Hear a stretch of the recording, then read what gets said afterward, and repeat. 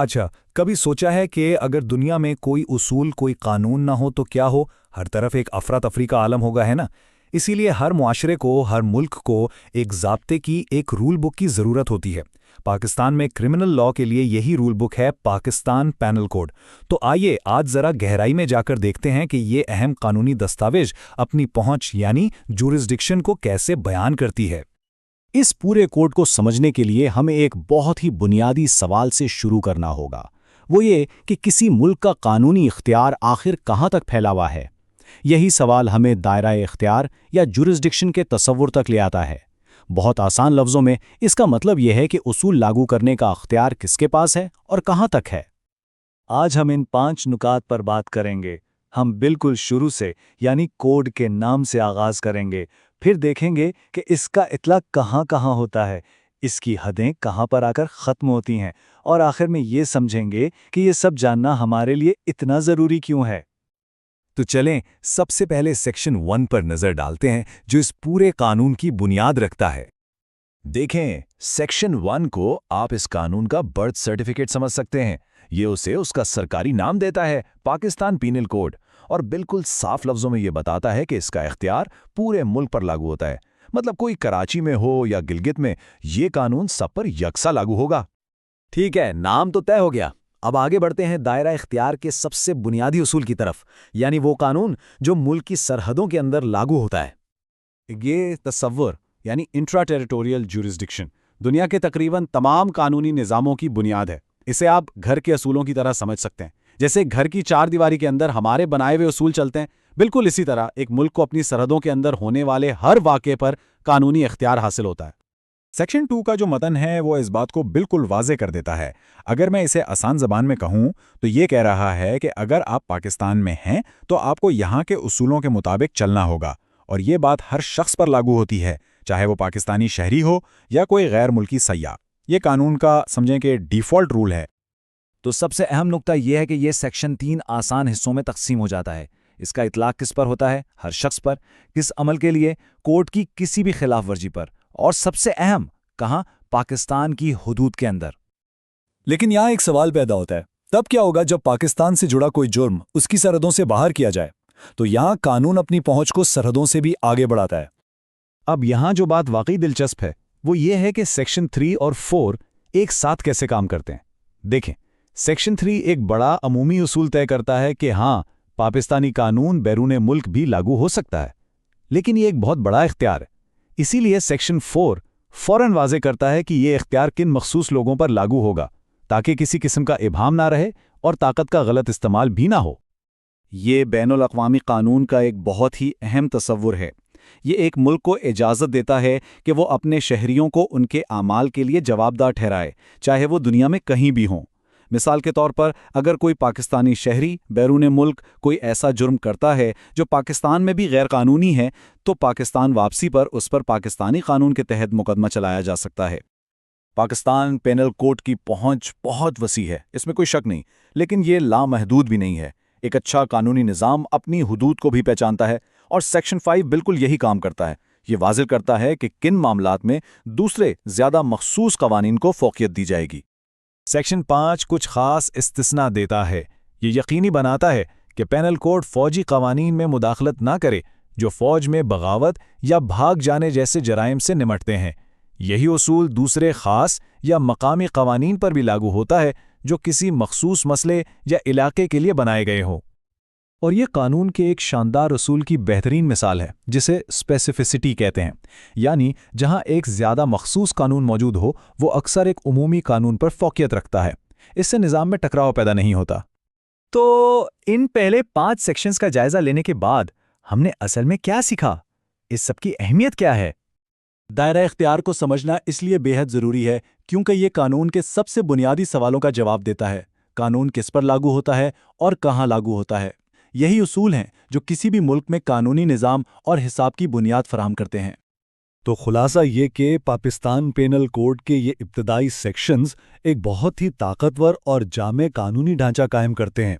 एक ऐसा निज़ाम जो ना सिर्फ मुल्क के अंदर बल्कि बाहर भी काम करता है, लेकिन साथ ही साथ अपनी हुदूद को भी तस्लीम करता है। और ये हमें एक आखिरी सोच पर छोड़ जाता है। जैसे जैसे हमारी दुनिया इंटरनेट और ग्लोबलाइजेशन की वजह से मजीद जुड़ती जा रही है, जहां सरहदें बेमानी होती जा रही हैं, कानूनी हुदूद का ये रिवायती तसव्वुर मुसलसल आजमाया जाता रहेगा और इससे नए चैलेंजेस का सामना करना पड़ेगा। कभी ये ख्याल आया है कि कानून कैसे तय करता है कि कोई वाकया महज एक हादसा है या एक बाकायदा जुर्म? आज हम पाकिस्तान पेनल कोड के उन्हीं बुनियादी उसूलों पर बात करेंगे जिन पर फौजदारी इंसाफ की पूरी इमारत खड़ी है। ये सवाल बज़ाहिर बहुत सीधा सा लगता है, लेकिन कानून की नज़र में इसका जवाब बहुत गहरा है, और यही वो जवाब है जो हमें नियत और अमल के दरमियान की बारीक लकीर को समझने में मदद देता है। इस तजज़िये में हम 4 अहम चीज़ों पर नज़र डालेंगे। सबसे पहले, ज़ाब्ते का वो सुनहरी उसूल क्या है जो हर जगह लागू होता है। फिर हम देखेंगे कि कानून की नज़र में अमल और कोताही क्या है। इसके बाद बात होगी कि जब किसी जुर्म में कई लोग शामिल हों तो जिम्मेदारी का तयन कैसे होता है। और आखिर में कुछ अहम कानूनी इस्तिलाहात को आसान ज़बान में समझेंगे। तो चलिए शुरू करते हैं पहले और सबसे अहम उसूल से। ये एक ऐसा उसूल है जो पूरे पाकिस्तान पेनल कोड पर हावी है। यूं समझें कि ये कानून को पढ़ने का एक ख़ास चश्मा है। इसका मतलब ये है कि जब भी कानून में किसी जुर्म की तारीफ की जाती है तो वो अपने आप में मुकम्मल नहीं होती। उसे हमेशा कुछ ख़ास इस्तिस्ना यानी एक्सेप्शंस को जहन में रख कर ही पढ़ा जाना चाहिए। ये है सेक्शन 6 का वो सुनहरी उसूल। इसका सीधा साधा मतलब ये है कि कानून में एक पूरा बाब यानी चैप्टर 4 जनरल एक्सेप्शंस के लिए मखसूस है, और ये बाब हर एक जुर्म पर लागू होता है, चाहे उसका जिक्र अलग से किया गया हो या नहीं। यानी किसी भी फेल को मुजरिमाना ठहराने से पहले ये देखना लाजमी है कि कहीं वो इन इस्तिस्ना में से किसी एक के दायरे में तो नहीं आता। चले अब आते हैं किसी भी जुर्म की बिल्कुल बुनियाद पर, यानी अमल या एक्ट। देखते हैं कि कानून उसे कैसे बयान करता है। कानून की नज़र में फेल का मतलब सिर्फ एक काम नहीं, बल्कि ये कामों का एक पूरा सिलसिला भी हो सकता है। इसी तरह कोताही भी एक या एक से ज़्यादा हो सकती है। मिसाल के तौर पर अगर कोई किसी को कई दिन तक थोड़ा थोड़ा जहर देता है तो कानून उसे अलग अलग जराइम नहीं बल्कि एक ही जुर्म समझेगा जो कि अफ़ाल के एक सिलसिले पर मुश्तमिल है। अच्छा, सेक्शन 32 के मुताबिक फौजदारी जिम्मेदारी की 2 किस्में हैं। एक तो है किसी ऐसे काम को करना जिसे कानून मना करता है, और दूसरी है किसी ऐसे काम को ना करना जिसे करना कानूनन लाजिम था। यानी गलत काम करने पर भी जिम्मेदारी है और जो करना चाहिए था वो ना करने पर भी। तो ये गैर कानूनी कोताही क्या है? इसे समझने के लिए पहले ये जानना ज़रूरी है कि कानून की नज़र में गैर कानूनी क्या है। जैसा कि सेक्शन 43 बताता है, इसका दायरा बहुत वसी है। इसमें ना सिर्फ जराइम शामिल हैं बल्कि हर वो काम भी जो कानून ने मना किया हो या जिस पर कोई सिविल केस बन सकता हो। सेक्शन 36 एक और दिलचस्प बात बताता है, वो ये कि अगर कोई जुर्म कुछ करने और कुछ ना करने के मिलाप से हुआ हो तो कानून उसे बिल्कुल वैसा ही जुर्म मानेगा जैसे वो सिर्फ एक फेल या सिर्फ एक कोताही से किया गया हो। कोई फर्क नहीं है। अब हम अगले बुनियादी उसूल की तरफ बढ़ते हैं। ये सूरत-ए-हाल तब पैदा होती है जब एक जुर्माना काम में एक से ज़्यादा लोग शामिल हों। कानून उसे कैसे देखता है? ये उसूल इस बात को यकीनी बनाता है कि कोई भी शख्स एक ग्रोह का हिस्सा बनकर अपनी जिम्मेदारी से बच ना सके। जब जुर्म एक हो और हाथ कई, तो कानून हर हाथ का हिसाब रखता है। इस हवाले से कानून में 4 अहम उसूल हैं। पहला है सेक्शन 34 यानी मुश्तरका नियत। अगर 4 लोगों की नियत एक है तो सब बराबर के जिम्मेदार हैं, चाहे किसी ने सिर्फ पहरा ही क्यों न दिया हो। फिर है सेक्शन 35 यानी मुश्तरका इल्म। अगर किसी को पता है कि ये काम मुजरिमाना है और वो फिर भी उसमें शामिल होता है तो वो पूरे तरह जिम्मेदार है। तीसरा है सेक्शन 37 यानी ताउन। इसके मुताबिक जुर्म का एक छोटा सा हिस्सा करना भी किसी को पूरे जुर्म का मुजरिम बना देता है। और आखिर में सेक्शन 38 जो कहता है कि ये भी मुमकिन है कि एक ही काम में शामिल लोग अपनी नीयत या किरदार की वजह से मुख्तलिफ जराइम के मुर्तकिब करार पाएं। और अब हमारे आखिरी हिस्से में आइए कुछ ऐसी बुनियादी कानूनी इस्तिलाहात पर एक नज़र डालते हैं जिनके बगैर इस ज़ाब्ते को समझना मुश्किल है। कानून में रज़ाकाराना या वॉलंटरीली का मतलब सिर्फ ये नहीं कि किसी काम का इरादा था, बल्कि उसमें वो सूरत हाल भी शामिल है جہاں کسی کو یہ معلوم ہو یا یقین کرنے کی وجہ ہو کہ اس کے عمل سے یہ نتیجہ نکل سکتا ہے، تب بھی قانون اسے رضاکارانہ ہی مانے گا۔ جرم یا افینس کا لفظ قانون میں مختلف جگہوں پر مختلف معنی رکھتا ہے۔ عام طور پر اس کا مطلب کوئی بھی ایسا کام ہے جس کی سزا پاکستان پینل کوڈ میں موجود ہے، لیکن کچھ خاص ابواب اور سیکشنز میں اس کا مطلب وسیع ہو جاتا ہے اور اس میں اسپیشل یا لوکل قوانین کے تحت آنے والے جرائم بھی شامل ہو جاتے ہیں۔ تو خاص قانون یا اسپیشل لاء کیا ہے؟ یہ کوئی بھی ایسا قانون ہے جو کسی خاص موضوع کے لیے بنایا گیا ہو، جیسے کہ انسداد منشیات کا قانون یا سائبر کرائم کا قانون۔ اسی طرح مقامی قانون یا لوکل لاء وہ قانون ہے جو پورے ملک پر نہیں بلکہ پاکستان کے کسی خاص علاقے یا صوبے میں نافذ ہو۔ قانون ضرر یا انجری کی بہت وسیع تعریف کرتا ہے۔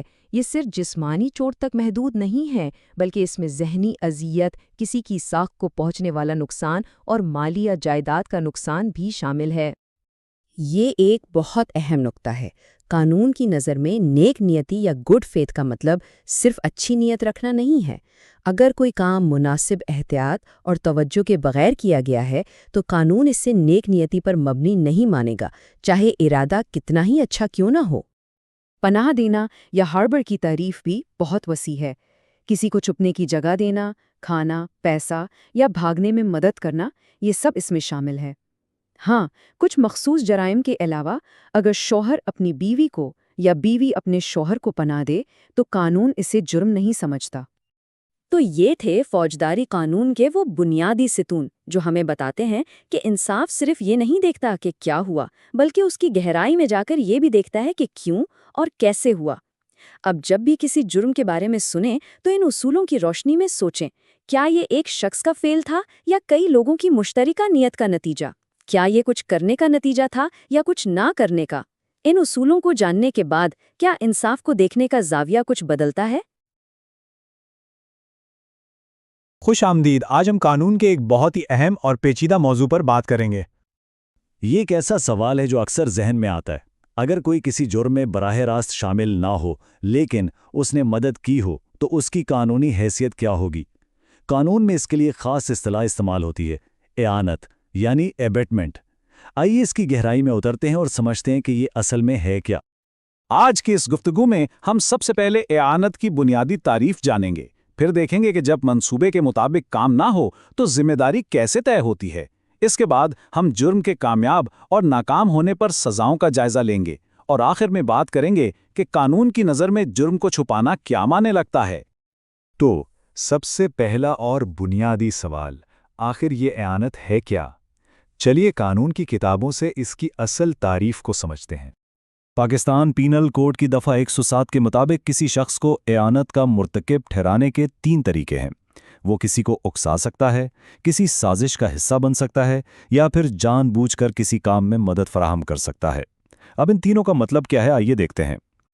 تو قانون اعانت کو 3 حصوں میں دیکھتا ہے۔ اکسانا یعنی کسی کو جرم پر اکسانا یا بھڑکانا، دوسرا ہے سازش کرنا یعنی مل کر کوئی منصوبہ بنانا، اور تیسرا ہے مدد کرنا جس کا مطلب ہے کسی بھی طریقے سے سہولت فراہم کرنا۔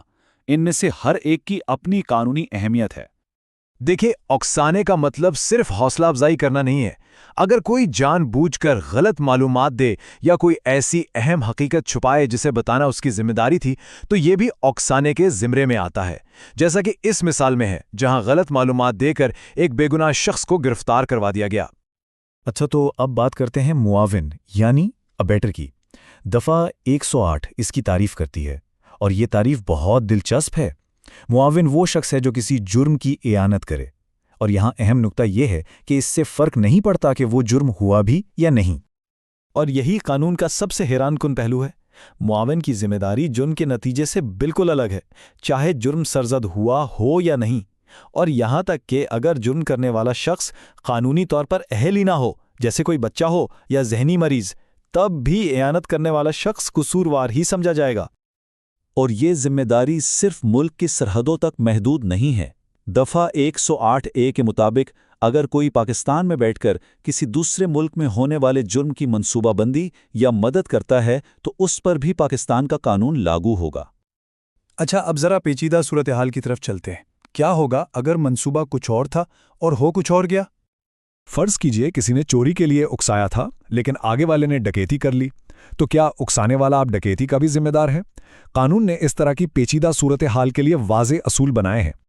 تو قانون یہاں 3 الگ الگ منظرنامے پیش کرتا ہے۔ دفعہ 111 کے مطابق اگر کوئی مختلف عمل ہو جائے تو معاون تبھی ذمہ دار ہوگا اگر وہ عمل اعانت کا ایک ممکنہ نتیجہ تھا۔ دفعہ 110 کہتی ہے کہ اگر نیت مختلف ہو تو معاون صرف اس جرم کا ذمہ دار ہے جس کا اس نے ارادہ کیا تھا، اور دفعہ 113 کے تحت اگر اثر مختلف ہو تو ذمہ داری اس بات پر ہوگی کہ کیا معاون کو اس نتیجے کا اندازہ تھا۔ اور بات یہاں ختم نہیں ہوتی۔ دفعہ 112 کے مطابق اگر منصوبے سے ہٹ کر کیا گیا کام خود ایک الگ جرم بنتا ہو تو معاون کو دونوں جرائم کی اعانت کے لیے سزا ہو سکتی ہے۔ اسے کہتے ہیں مجموعی سزا۔ یہاں ایک بہت ہی اہم نکتہ ہے۔ دفعہ 114 کہتی ہے کہ اگر معاون جرم کے وقت جائے وقوع پر موجود ہو تو قانون اسے صرف ایک مددگار نہیں بلکہ اصل مجرم تصور کرتا ہے، یعنی اس کی موجودگی اس کی قانونی حیثیت کو مکمل طور پر بدل دیتی ہے۔ تو اب چلتے ہیں سزاؤں کی طرف اور دیکھتے ہیں کہ قانون ایک کامیاب اور ناکام مجرمانہ منصوبے میں کیا فرق کرتا ہے۔ نتیجہ بہت معنی رکھتا ہے۔ اگر اعانت کے بعد جرم ہو جائے تو دفعہ 109 کے تحت معاون کو بھی وہی سزا ملے گی جو اصل مجرم کو ملتی ہے، لیکن اگر جرم نہ ہو پائے تو دفعات 115 اور 116 کے تحت سزا کم ہو جاتی ہے۔ ناکام اعانت کی سزا کا حساب بھی بہت دلچسپ ہے۔ عام طور پر یہ اصل جرم کی سزا کا چوتھا حصہ ہوتی ہے، لیکن اگر معاون کوئی سرکاری ملازم ہو جس کی ذمہ داری جرم کو روکنا تھی تو سزا بڑھ کر آدھی ہو جاتی ہے۔ یہ اس کی ذمہ داری کی سنگینی کو ظاہر کرتا ہے۔ قانون اس بات کو بھی سمجھتا ہے کہ کسی ایک شخص کو اکسانے اور ایک پورے ہجوم کو اکسانے میں بڑا فرق ہے، اس لیے دفعہ 117 کے تحت 10 سے زیادہ لوگوں یا عوام کو جرم پر اکسانے کی ایک الگ اور مخصوص سزا ہے جو کہ 3 سال تک قید ہو سکتی ہے۔ اور اب آخر میں ہم ایک بالکل مختلف قسم کے جرم کی بات کرتے ہیں جو اعانت سے جڑا ہے، اور وہ ہے مجرمانہ منصوبے کو جان بوجھ کر چھپانا۔ تو قانون صرف کچھ کرنے پر ہی نہیں بلکہ کچھ نہ کرنے پر بھی سزا دیتا ہے۔ کسی مجرمانہ منصوبے کے بارے میں جانتے ہوئے اسے چھپانا اپنے آپ میں ایک جرم ہے، اور یہاں بھی سرکاری ملازموں پر ذمہ داری زیادہ ہے۔ اگر وہ اپنے فرض کے برخلاف ایسا کرتے ہیں تو دفعہ 119 کے تحت انہیں سخت سزاؤں کا سامنا کرنا پڑتا ہے۔ یہ اقتباس جو کہ قانون سے ہی لیا گیا ہے پورے تصور کی روح کو بیان کرتا ہے، یعنی کسی جرم کو اعانت کا نتیجہ تبھی مانا جائے گا جب اکسانے، سازش یا مدد اور اس جرم کے درمیان ایک براہ راست تعلق ثابت ہو۔ یہی تعلق قانونی ذمہ داری کی بنیاد ہے۔ تو آخر میں یہ سب کچھ ایک بڑے سوال پر آ کر ختم ہوتا ہے۔ ایک خاموش تماشائی جو سب کچھ دیکھ رہا ہے اور ایک قصوروار ساتھی جو جرم کا حصہ ہے، ان دونوں کے درمیان قانون اور اخلاقیات کی لکیر آخر کہاں کھینچی جائے؟ اعانت کا قانون ہمیں اسی مشکل سوال پر غور کرنے پر مجبور کرتا ہے۔ آج ہم ایک بہت ہی دلچسپ اور تھوڑے سے حیران کن سوال پر بات کریں گے۔ کیا کوئی ایسے جرم کا مجرم ہو سکتا ہے جس میں اس نے خود اپنے ہاتھوں سے کوئی کردار ادا نہ کیا ہو؟ چلیے اس کو سمجھتے ہیں۔ تو یہی وہ بنیادی سوال ہے جس کے ارد گرد ہماری آج کی ساری گفتگو گھومے گی۔ یہ سوال ہمیں سیدھا قانون کی گہرائیوں میں لے جاتا ہے، خاص طور پر نیت کے کردار پر، اور یہیں سے 2 بہت اہم قانونی تصورات سامنے آتے ہیں: اعانت اور مجرمانہ سازش۔ جی ہاں، قانون کے مطابق جواب بالکل صاف ہے، ہاں ایسا ہو سکتا ہے، اور اس صورتحال سے نمٹنے کے لیے قانون میں 2 خاص اصطلاحات ہیں۔ پہلی ہے اعانت یعنی ابیٹمنٹ، اور دوسری جو اس سے گہرا تعلق رکھتی ہے وہ ہے مجرمانہ سازش یعنی کرمنل کانسپریسی۔ تو آج ہم کیا کیا سمجھیں گے؟ سب سے پہلے اعانت کیا چیز ہے، اس کے 3 راستے کون سے ہیں، پھر دیکھیں گے کہ مجرمانہ سازش کیا ہے اور یہ اعانت سے کیسے الگ ہے، ان دونوں کی سزائیں کیا ہیں، اور آخر میں یہ جاننا ہم سب کے لیے اہم کیوں ہے۔ ٹھیک ہے، تو آئیے بالکل بنیادی بات سے شروع کرتے ہیں۔ اعانت یا ابیٹمنٹ آخر ہے کیا؟ اس کے لیے ہمیں پاکستان پینل کوڈ کی دفعہ 160 کو دیکھنا ہوگا۔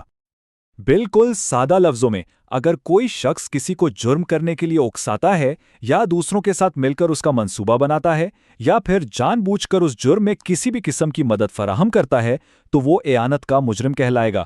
یہ ضروری نہیں کہ اس نے خود وہ جرم کیا ہو۔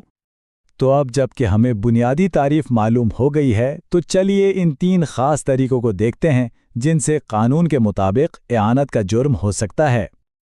یہ ہیں وہ 3 راستے۔ پہلا ہے اکسانہ یعنی انسٹیگیشن، دوسرا ہے سازش یعنی کانسپریسی، اور تیسرا ہے ارادتاً مدد یعنی انٹینشنل ایڈنگ۔ اب ہیں تو یہ تینوں الگ الگ طریقے، لیکن قانون کی نظر میں ان سب کا نتیجہ ایک ہی ہے، آپ جرم میں شریک مانے جائیں گے۔ تو سب سے پہلے بات کرتے ہیں اکسانے کی۔ دیکھیے، یہ صرف مشورہ دینے سے کہیں بڑھ کر ہے۔ اس کا مطلب ہے کہ آپ فعال طور پر کسی کو جرم کے راستے پر دھکیل رہے ہیں، چاہے اپنے الفاظ سے یا پھر کسی کو دھوکہ دے کر اور غلط بیانی کر کے۔ اس کی ایک بہترین مثال یہ ہے، فرض کریں الف ایک پولیس آفیسر ہے جسے زے نامی شخص کو گرفتار کرنا ہے۔ اب بے جان بوجھ کر الف سے جھوٹ بولتا ہے اور ایک بے قصور شخص جیم کی طرف اشارہ کر دیتا ہے۔ جب الف اس بے قصور جیم کو گرفتار کر لیتا ہے تو اصل میں بے نے اکسا کر اعانت کا جرم کیا ہے۔ اب آتے ہیں دوسرے راستے پر، جو ہے سازش کے ذریعے۔ یہاں ایک بہت اہم بات سمجھنے کی ہے، یہ دفعہ 107 والی سازش دفعہ 120A والی مجرمانہ سازش سے تھوڑی مختلف ہے۔ یہاں صرف منصوبہ بنا لینا کافی نہیں ہوتا، بلکہ اس منصوبے کو آگے بڑھانے کے لیے کوئی نہ کوئی عملی قدم اٹھانا بھی ضروری ہے۔ یہ مثال اس بات کو بالکل صاف کر دیتی ہے۔ دیکھیں، الف نے خود زہر نہیں دیا، لیکن کیونکہ وہ اس منصوبے کا حصہ تھا اور اس منصوبے پر عمل بھی ہوا، اس لیے قانون کی نظر میں وہ اتنا ہی قصوروار ہے جتنا کہ بے، جس نے زہر دیا تھا۔ اور اب تیسرا راستہ، ارادتاً مدد کرنا۔ اس کا مطلب ہے کہ آپ جرم ہونے میں آسانی پیدا کر رہے ہیں، اس سے سہولت فراہم کر رہے ہیں۔ یہ مدد جرم سے پہلے بھی ہو سکتی ہے، جیسے کسی کو اوزار لا کے دینا، یا جرم کے دوران بھی، جیسے باہر کھڑے ہو کے پہرا دینا۔ اب یہاں ایک بہت ہی دلچسپ نکتہ ہے، مدد ہمیشہ کچھ کرنے سے نہیں ہوتی، کبھی کبھی کچھ نہ کرنا بھی مدد بن جاتا ہے، خاص طور پر جب قانونی طور پر آپ پر کچھ کرنے کی ذمہ داری عائد ہوتی ہو۔ اس مثال میں زا نے کچھ نہیں کیا، وہ بس خاموش رہا، لیکن اس کی خاموشی نے ہی اسے قتل میں مددگار بنا دیا۔ چلیے اب اعانت سے آگے بڑھتے ہیں اور ایک اور اہم تصور کو دیکھتے ہیں، مجرمانہ سازش۔ یہ سننے میں تو اعانت جیسا ہی لگتا ہے، لیکن دفعہ 120A اسے ایک الگ خود مختار جرم کے طور پر بیان کرتی ہے۔ یہاں جو سب سے اہم لفظ ہے وہ ہے اتفاق یا ایگریمنٹ۔ مجرمانہ سازش میں جرم کرنے کے لیے آپس میں رضامند ہو جانا ہی اصل جرم ہے۔ اعانت کے برعکس، جہاں عام طور پر جرم کا ہونا ضروری ہوتا ہے، یہاں صرف سازش پر متفق ہونا ہی قانون کی گرفت میں لانے کے لیے کافی ہو سکتا ہے۔ اور اس کی سزا کیسے کام کرتی ہے، یہ ٹیبل دیکھیں۔ اگر آپ کسی سنگین جرم کی سازش کرتے ہیں، جیسے قتل یا ڈکیتی، تو سزا وہی ہوگی جو اس جرم کی اعانت کی ہوتی ہے۔ لیکن دوسرے معاملات میں صرف سازش کرنے پر بھی 6 ماہ تک قید ہو سکتی ہے، بھلے ہی آگے کوئی عملی قدم نہ بھی اٹھایا گیا ہو۔ اچھا، ایک سوال جو اکثر ذہن میں آتا ہے وہ یہ ہے کہ اگر منصوبہ تو بن گیا لیکن اصل جرم ہو ہی نہیں سکا تو پھر کیا ہوگا؟ کیا تب بھی کوئی سزا ہوگی؟ جی ہاں، بالکل۔ یہاں اہم نقطہ یہی ہے کہ قانون کی نظر میں اعانت اور مجرمانہ سازش یہ دونوں اپنے آپ میں مکمل جرم ہیں۔ اس بات سے فرق نہیں پڑتا کہ آگے جا کر وہ جرم کامیاب ہوا یا ناکام۔ اس مثال کو دیکھیں، یہ سب کچھ واضح کر دے گی۔ الف نے ایک سرکاری ملازم بے کو رشوت کی پیشکش کی، بے نے صاف انکار کر دیا، ٹھیک ہے، تو جرم تو مکمل نہیں ہوا، لیکن الف پھر بھی اعانت کا مجرم ہے۔ کیوں؟ کیونکہ اس نے اپنی طرف سے جرم کی کوشش کر لی تھی، نتیجہ کیا نکلا اس سے کوئی فرق نہیں پڑتا۔ تو اس ساری بحث کا خلاصہ کیا ہے؟ ہم نے اعانت اور مجرمانہ سازش کے بارے میں جو کچھ بھی جانا، اس سے ہمیں کیا اہم سبق ملتا ہے؟ آئیے اہم نکات کو ایک بار پھر سے دیکھ لیتے ہیں۔ تو پہلی بات، اعانت کی ذمہ داری تب آتی ہے جب کوئی جرم ہو جائے۔ دوسری طرف مجرمانہ سازش خود ایک آزاد جرم ہے، صرف اتفاق کر لینا ہی کافی ہے۔ اس سے پتہ چلتا ہے کہ قانون صرف اس شخص کو نہیں پکڑتا جس نے عمل کیا، بلکہ اس کے پیچھے موجود ذہنوں اور مددگاروں کو بھی ذمہ دار ٹھہراتا ہے۔ اور آخر میں یہ ثابت ہوتا ہے کہ قانون کی نظر میں بری نیت بھی اتنی ہی اہم ہے جتنا کہ برا عمل۔ اور آخر میں ہم آپ کو اس سوال کے ساتھ چھوڑے جاتے ہیں کہ وہ کون سی باریک سی لکیر ہے جو صرف مشورہ دینے، جرم کی اعانت کرنے اور ایک مجرمانہ سازش کا حصہ بننے کے درمیان فرق کرتی ہے؟ اس پر ضرور سوچئے گا، کیونکہ اس کا جواب نیت، حالات اور قانون کی گہری سمجھ میں چھپا ہے۔ تو چلیے آج بات کرتے ہیں پاکستان کے فوجداری قانون کی بنیاد، یعنی پاکستان پینل کوڈ 1860 کی۔ یہی وہ قانونی دستاویز ہے جو اصل میں بتاتی ہے کہ جرم کیا ہے اور اس کی سزا کیا ہوگی۔ آئیے اس تاریخی قانون کی گہرائی میں اترتے ہیں۔ لیکن یہاں ایک سوال ضرور اٹھتا ہے، ایک 160 سال پرانا قانون آج کے اس جدید دور کے پاکستان میں جرائم کی تشریح آخر کیسے کرتا ہے؟ یہی وہ بنیادی سوال ہے جس کا جواب ہم اس پورے انالیسز میں تلاش کریں گے۔ پاکستان پینل کوڈ، جسے ہم عام زبان میں PPC کہتے ہیں، اصل میں کالونیل دور کی ایک قانونی دستاویز ہے۔ اور آپ جانتے ہیں، حیرانی کی بات یہ ہے کہ قانونی تسلسل اور اصلاحات کی وجہ سے یہی قانون آج بھی پاکستان کے کرمنل جسٹس سسٹم کی ریڑھ کی ہڈی ہے۔ اس سفر میں ہم دیکھیں گے کہ یہ صدیوں پرانا کوڈ کام کیسے کرتا ہے۔ ہم شروعات کریں گے ریاست اور عام لوگوں کے خلاف جرم سے، پھر انسانی زندگی اور جسم سے متعلق قوانین کو دیکھیں گے اور چوری سے ڈکوتی تک کے جرم کا جائزہ لیتے ہوئے آخر میں اس کے مضبوط قانونی ڈھانچے پر بات کریں گے۔ تو سب سے پہلے اس حصے کو دیکھتے ہیں جو ہم سب کے یعنی کلیکٹیو تحفظ سے جڑا ہے، مطلب وہ قوانین جو ریاست کے ڈھانچے اور عوامی امن کو قائم رکھنے کے لیے بنائے گئے ہیں۔ یہاں دو بالکل الگ قسم کے جرائم کا موازنہ بہت دلچسپ ہے۔ دیکھیے، ایک طرف ہے سیکشن 124A یعنی بغاوت، جس کا تعلق ہے ریاست کے خلاف نفرت پھیلانے سے اور اس کی سزا عمر قید تک ہو سکتی ہے۔ دوسری طرف ہے سیکشن 146 یعنی بلوا، جو عوامی امن میں خلل ڈالنے سے متعلق ہے، جب 5 یا اس سے زیادہ لوگ مل کر تشدد کریں۔ اس سے صاف پتہ چلتا ہے کہ قانون ریاست کے نظریاتی تحفظ اور عوام کے حقیقی امن دونوں کو کتنی اہمیت دیتا ہے۔ اب ہم آگے بڑھتے ہیں ان قوانین کی طرف جن کا تعلق عام انسان کی جان اور جسم کے تحفظ سے ہے۔ یہ PPC کا وہ حصہ ہے جو ہم سب سے زیادہ پرسنل اور حساس قسم کے جرائم کو کور کرتا ہے۔ اچھا، انسانی جسم کے خلاف جرائم کو ٹھیک سے سمجھنے کے لیے قصاص کے کانسیپٹ کو سمجھنا سب سے ضروری ہے۔ سیکشن 299K کے مطابق قصاص کا مطلب ہے برابری کا بدلہ، یعنی جان کے بدلے جان اور آنکھ کے بدلے آنکھ والا اصول۔ یہ اسلامی قانون کا ایک اہم ستون ہے جسے پاکستان پینل کوڈ میں شامل کیا گیا ہے۔ قتل کے معاملے میں PPC نیت کی بنیاد پر جرم کو الگ الگ حصوں میں بانٹتا ہے۔ ایک ہے قتل عمد، یعنی جان بوجھ کر کیا گیا قتل جس کی سزا موت یا عمر قید ہے۔ پھر ہے قتل شبہ عمد، جہاں نیت نقصان پہنچانے کی تھی، قتل کی نہیں، اس میں تعزیر کی سزا ہوتی ہے۔ اور آخر میں ہے قتل خطا، یعنی غلطی سے ہونے والی موت جس کی سزا دیت یعنی خون بہا ہے۔ اس سے یہ بات صاف ہو جاتی ہے کہ قانون کے لیے جرم کے پیچھے کی نیت کتنی اہم ہے۔ وقت کے ساتھ ساتھ یہ قانون بھی بدلا ہے تاکہ معاشرے کی ضروریات پوری ہو سکیں۔ خاص طور پر خواتین کے حقوق کے تحفظ کے لیے اس میں اہم ایڈیشنز کیے گئے ہیں، جیسے سیکشن 498A کے تحت کسی عورت کو اس کی وراثت سے محروم کرنا یا سیکشن 498C کے تحت قرآن سے شادی کروانا اب سنگین جرائم ہیں جن پر قید اور بھاری جرمانے کی سزائیں ہیں۔ چلیے اب بات کرتے ہیں پراپرٹی یعنی املاک کے تحفظ کی۔ پاکستان پینل کوڈ میں چھوٹی سی چوری سے لے کر مسلح ڈکیتی تک ہر طرح کے پراپرٹی کرائمز کے لیے قوانین موجود ہیں۔ پراپرٹی کے خلاف جرائم کی شدت سٹیپ بائی سٹیپ بڑھتی ہے۔ دیکھیے، سب سے پہلے ہے سیکشن 378 کے تحت چوری، یعنی بدنیتی سے کسی کی چیز لے لینا۔ اگر اسی چوری میں تشدد یا اس کا خوف شامل ہو جائے تو یہ سیکشن 390 کے تحت رابری یعنی راہزنی بن جاتی ہے، اور اگر یہی راہزنی 5 یا اس سے زیادہ لوگ مل کر کریں تو یہ سیکشن 391 کے تحت ڈکیتی کہلاتی ہے، جس کی سزائیں عمر قید یا موت تک جا سکتی ہیں۔ پراپرٹی کے جرائم صرف چوری تک محدود نہیں ہیں۔ سیکشن 415 دھوکہ دہی کو کور کرتا ہے، جہاں فریب کے ذریعے کسی سے پراپرٹی حاصل کی جائے۔ دوسری طرف سیکشن 425 ہے جسے مسچیف یا شرارنگیزی کہتے ہیں، جس میں جان بوجھ کر کسی کی پراپرٹی کو نقصان پہنچانا یا اس کی ویلیو کم کرنا شامل ہے۔ لیکن قانون صرف جرم کے آخری ایکٹ کو نہیں دیکھتا، وہ یہ بھی دیکھتا ہے کہ جرم تک بات پہنچی کیسے اور اس کے بعد کیا ہوا۔ آئیے اب اس قانونی ڈھانچے پر نظر ڈالتے ہیں جو پورے نظام انصاف کو سہارا دیتا ہے۔ یہ وہ اصول ہیں جو اس بات کو یقینی بناتے ہیں کہ انصاف کا عمل صاف ستھرا اور ایفیکٹو رہے۔ اس پورے سسٹم کو بچانے کے لیے بھی قوانین ہیں، جیسے سیکشن 191 کے تحت جھوٹی گواہی دینا اور سیکشن 192 کے تحت جعلی ثبوت بنانا۔ یہ سنگین جرم ہے۔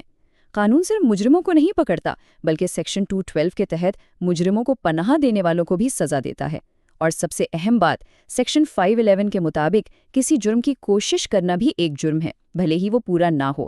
یہ سب قوانین مل کر اس بات کو یقینی بناتے ہیں کہ PPC صرف جرائم کی ایک لسٹ نہیں بلکہ انصاف کی فراہمی کا ایک مکمل نظام ہے۔ تو آخر میں وہی سوال پھر ہمارے سامنے ہے، جیسے جیسے معاشرہ بدل رہا ہے، 1860 کا یہ قانونی کوڈ آج کی دنیا کی پیچیدگیوں جیسے سائبر کرائم یا ڈیجیٹل فراڈ کے ساتھ خود کو کیسے اڈاپٹ کر سکتا ہے؟ یہ ایک ایسا سوال ہے جس پر غور و فکر جاری رہنا چاہیے۔